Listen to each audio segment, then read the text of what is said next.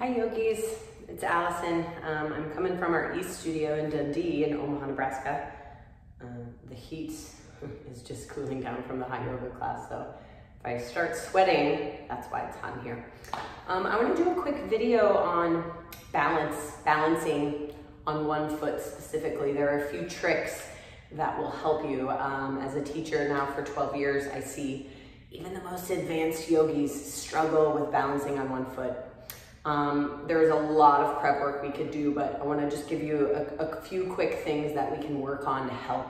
One of them is going to be the more you're able to really spread your toes and widen the base of your foot, gives you more ground to balance on, right? So that'll be one thing we'll work on. And the main thing is the strength of the standing leg, so the leg that's doing the balancing, quadriceps, the whole leg, but also the hip, the outer hip, and really getting that hugging in action is what's going to allow you to balance for a long time. So we'll work with a pose like tree pose, but this could really apply for any one-legged balancing pose. So if you have a seat, we want to practice spreading the toes. And so those of you that have been at yoga a while might not find this too challenging, but I like to take my hands, my fingers, and put them between each of my toes, sort of like the little styrofoam things you get when you get a pedicure.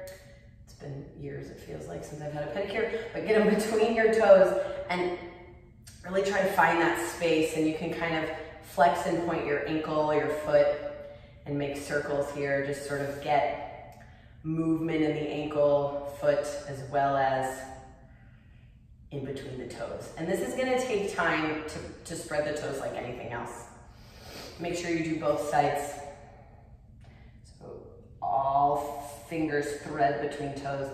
My second and third toe are the most stubborn to spread, so just notice that, and then move ankle, foot, flex point, ankle circles.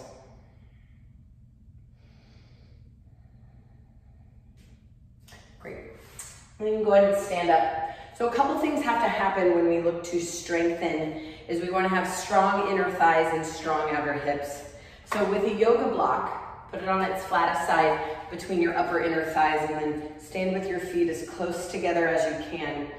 And you can't see my toes here, but if you look down at your feet, you really want to roll to the outer feet and try to spread your pinky toe as far away as you can from your other toes, and then click each toe down so you get the fourth toe to click, and then try to spread space between third and fourth, click third toe, and try to spread second, third toe, click second toe, and then finally click the big toe. So you've got a really wide base, you've got like finger toes, and then squeeze the block with your inner thighs, pull your kneecaps up. So your kneecaps pull up into your quadriceps, and just take a few breaths.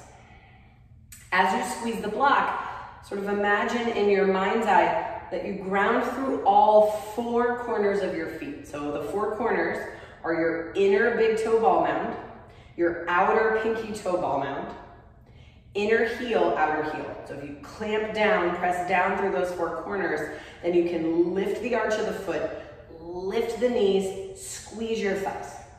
So that's like big step one, as well as spreading the toes.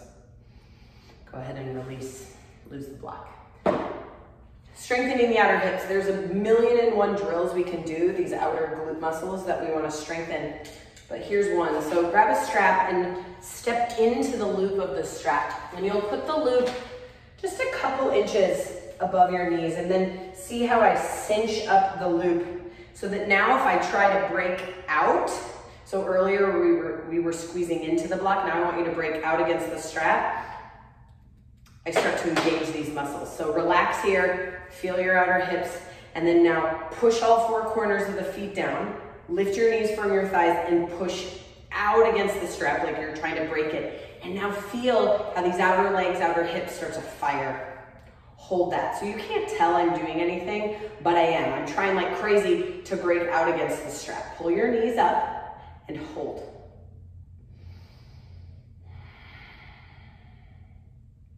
Good release.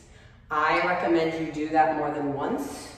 You could also do that with the strap around your legs and lie on your side and try to lift one leg up. So anything to try to strengthen the outer hips and inner thighs will be good. So take your block, Put it down on the floor vertically, and then stand with your right heel on the block. Your toes will probably come over the top, but spread your toes on the block and then stand up, right leg straight. Bring your right hand to your outer right hip. Now watch, this is the tendency, no outer hip engagements, like my sassy 5-year-old pose. So think about pulling outer hip in, like you're trying to indent your outer hip or sort of dimple the outer hip, and then peel your left toes up off the floor. Keep your right hand here and pull the hip away from your hand. You see how that helps even my left hip with my right hip? Now right leg is firm, lift your knees. So firm this inner thighs like you squeeze with the block, pull the outer hip in. Now use this left outer hip to lift your left leg. See how my toes are pointing straight ahead? I'm not leaning to the side, I'm upright. Use your outer left hip to lift, but keep pulling this outer right hip in and hold. For 3, 2, let go. 1, step off the block. Same thing, left heel on block, spread your left toes, stand up, and then for a minute, it helps me often to do what not to do. So what not to do, stick your left hip out. Use your outer hip, pull it in, and then pull your right toes up off the floor. Now use your outer right hip, put your hand there, it helps. Fire those muscles under your hands by lifting. You're not turning your toes up, toes point ahead, don't lean to the side, stay upright, and lift until you feel the cramp in the outer hip. Pull this outer left hip in. Do you guys see how I was letting it go here? Don't let it go. Hold. Pull your kneecaps up for 3. This is hard. 2, 1, release. This is hard, and I do a lot to strengthen my glutes and outer hips because it's been really helpful for my knees. So if this is something you don't do very often, yeah, it's gonna feel hard. All right, lose the block, we'll add it all together.